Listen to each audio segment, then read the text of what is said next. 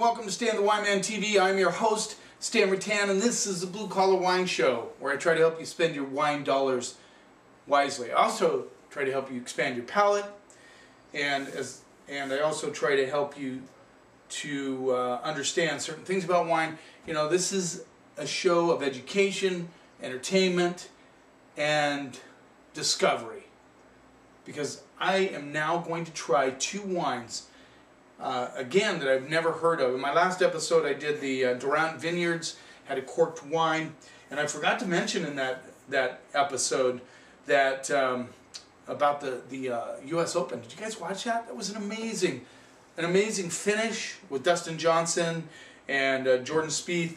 And I mean, Dustin Johnson basically said, "Here you go, Jordan. Here's the US Open." Three-putted the last green, but it was very exciting. That course is crazy. My son and I want to go golf it at some point, maybe later, maybe in September sometime. We're looking. We really want to do that because the course looks so interesting, very interesting. So I always talk about expanding your palate horizons, trying new things, being willing to do that. And I know it's hard for some of you because, you know, it's a monetary thing. I mean, who wants to go out and spend some money on something that you don't like? Well, that's part of what this program is about, is I'm reviewing the wines, and I've talked about having a retail palate, and I hope at some point you're getting to trust my palate. I know I have a lot of folks that come into my shop, into the store, that really know that I understand their palate, and they trust my palate. I want you to begin to trust my palate. As you watch these programs, and you listen to me analyze the wines, you got to remember that I'm approaching all of these from a retail angle. That's just the way I do it. And as a result, what's really exciting to me, after all these years of being in the wine business, is that I've come to like many different types of wines, many different styles, many different varietals. I mean, I even mentioned in the last episode how I really don't like Pinot Gris Grigio, but I have found some that I like. I'm not closed-minded in that sense. What really kind of pisses me off about Pinot Grigio, Pinot Gris, is that people get locked into that and that's all they drink. And there's so many great wines out there to try. And sometimes the price points that they're buying these things at are ridiculous. I mean, they're expensive, but they stick to them because they don't want to venture out and try new things. Anyway, get off that soapbox. We're going to taste the Elena Walsh wines. We're going to taste a Schiava and a Lagrein. And when's the last time you tasted either one of those wines? Yes, Schiava and Lagrein from Alto Adige in northern Italy. And when you talk about Alto Adige, it's the northernmost appellation in Italy. It has Germany, Austria, Switzerland all around it, and beautiful country up there. I've never been there personally, but you know, I've definitely seen videos, pictures, and it's amazing country. So the first, we're going to get right into it. Elena Walsh Schiava 2014 Alto Adige. This rolls in at $13. What was I excited about this is I got these in the mail, these samples, thank you very much, and found out that I can get them through a supplier. Very excited about that. So right off the bat, Schiava is a very light colored wine, even lighter than Pinot Noir. Kind of crazy. But it's really good with some of the fare that they have up there. One of the things that they like to make up in the Alto Adige is speck, which is cured meat off the back hind leg of a pig. I'd like to see you get the color of this. It's amazing. It's very light. Reminds me a little bit of a Beaujolais. Oh, you can see that. See how light that is? Amazing. You can see right through it. Right through it.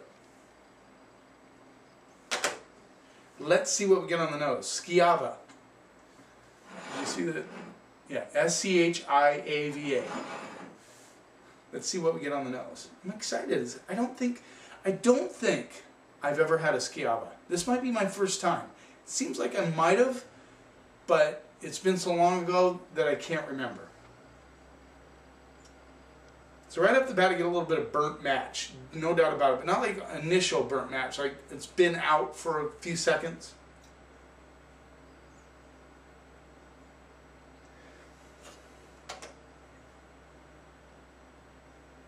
Very light plum. I get like a little bit of plum and strawberry.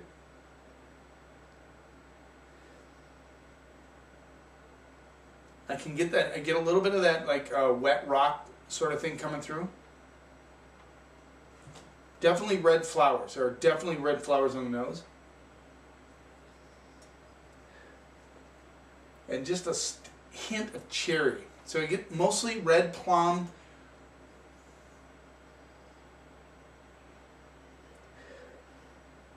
Very interesting. Let's see what we get on the palate.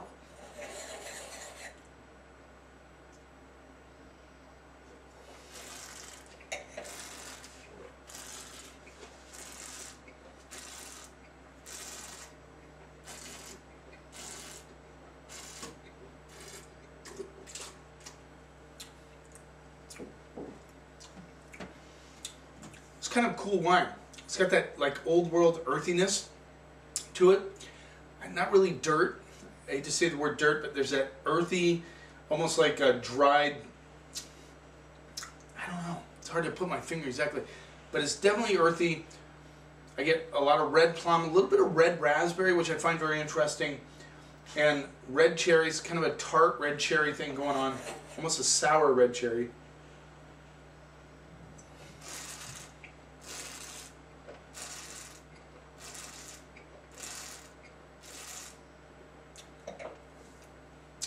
Little, just a very slight hint of leather and the red flowers all day, a little crushed rock.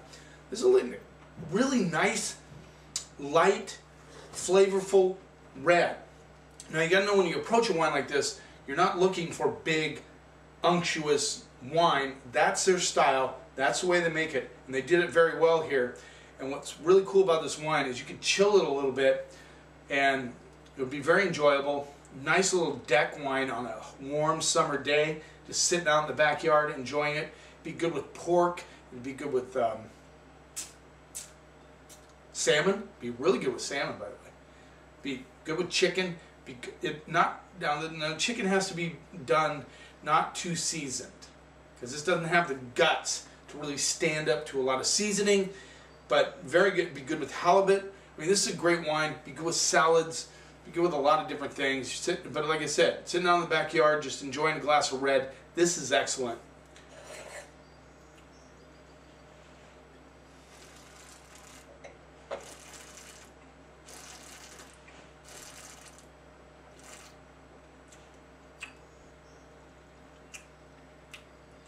Yeah, what I like about this wine is it's light, but it's got a lot of character. I mean, that earthiness, that leather, those sour cherries, the red flowers, the plum, the red plums coming through. Really beautiful wine. I mean, it really is. I really like it. And you have to be ready for a wine like this. You have to want a wine like this. You have to like the style.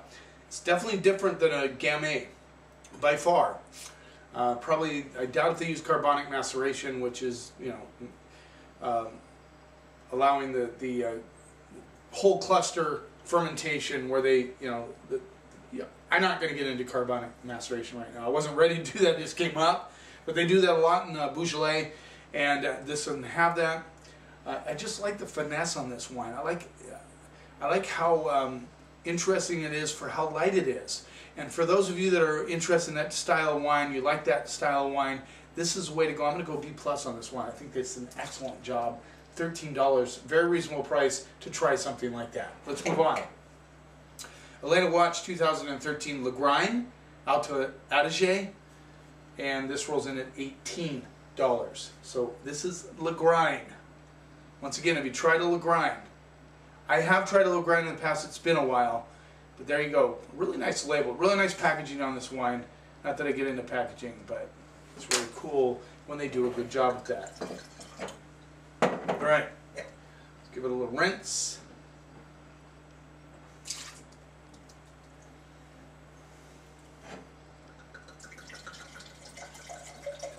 Definitely darker skinned grape, obvious by the color. See if we can do this again. Self-production sometimes is tough.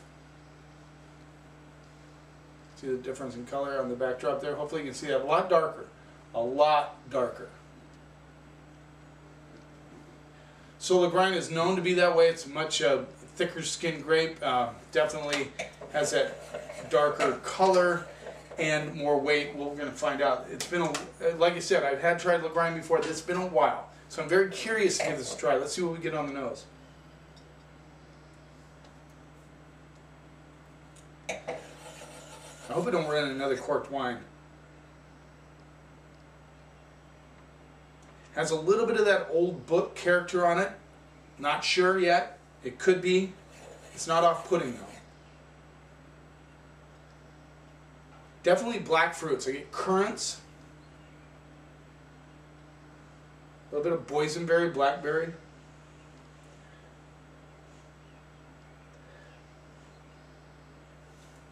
I'm saying no on the cork. At least, you know, the initial attack was that it had that, but it's starting to blow off a little bit. I'm not sure what that was all about. Getting a little bit of rose petal coming through. I get like, oh, what am I trying to...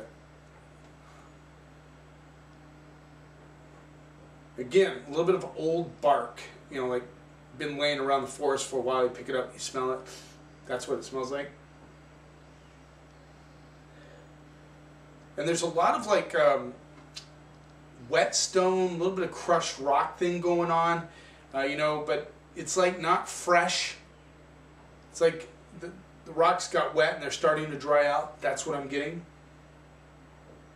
And there's a little bit of a mocha component coming through, almost like there's a little bit of chocolate underneath. It's very interesting. Let's see what we get on the palate.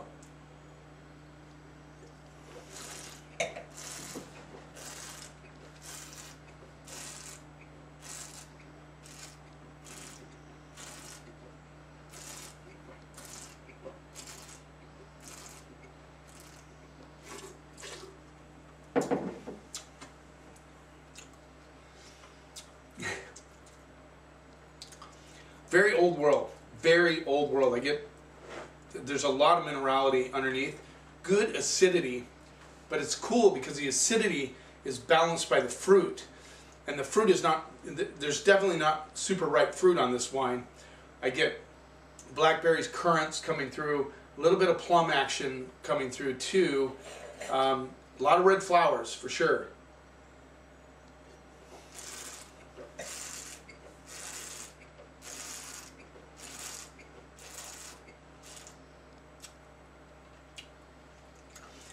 But that crushed rock component really comes through on the back end. You know, it feels like gravel. It doesn't taste like gravel. Kind of feels like that. And I know a lot of you aren't going to go out and pop some rocks in your mouth and swish them around and spit them out. But that's the sense I'm getting from this wine. But nice red flowers, good acidity. This wine is definitely built for food, no doubt about it. But the cool thing about this wine is I think you could drink it by itself and it'd be okay. It's got that nice dark fruit underneath. Blackberries, currants, but they're definitely blended with the crushed rock. It is definitely an old world wine. It is definitely interesting. It is definitely worth 18 bucks.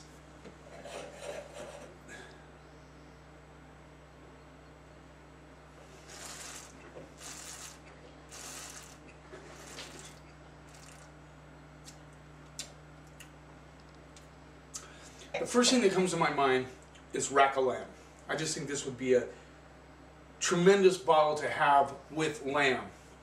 We're way past Easter. I know people do lamb all the time. So if you're thinking lamb, think Lagrein. I think it's a perfect match for that. It would be great steak wine too, believe it or not. You know, grilling a steak. This wine is going to change. I have some Manchego in the fridge. As soon as I get done with this program, I would run and do it now, but I don't want to make you guys wait. But I'm going to try it. Maybe I'll make a comment on my next episode about how it changed the wine, but I have a feeling it will change it quite a bit because that's the way this wine is built. You got to understand, these guys are from old world. They appreciate slamming that bottle on the table with the meal and drinking it with your food. That's the way they build their wines. You got to understand that.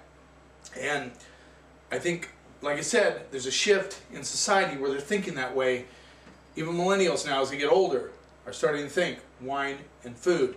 That's a great thing. I don't mind cocktail, you know, sitting around with friends drinking a bottle of wine. But we got to remember, wine has a place with food big time throughout culture, throughout the thousands and thousands and thousands of years that wine's been around. It has been with food. So, there you go. Lagrein, a Schiava. Both excellent. I'm going to go on the Lagrein. I'm going to go B+, A-. I think it's a very good wine. I think it's very interesting. I think it's very well built. I think it will age 5 to 10 years. Amazing wine. I like it. Thanks for watching. And remember, wine is not a mystery. It's just fermented grape juice. Drink it. Enjoy it. Try new things. Try Lagrein. Try Schiava. See what you think. It's not much of an investment. You're only talking 31 bucks. 31 bucks for 2 bottles of wine, and you will not be let down. They are great bottles of wine. But never, ever let anybody tell you what you should or shouldn't like. You may not like these. That's my palate. It's all about your palate. But like I said, don't be closed-minded. Be willing to try new things. But if you stay true to your palate, never let anybody tell you what you should or shouldn't like, we can take the snob out of wine.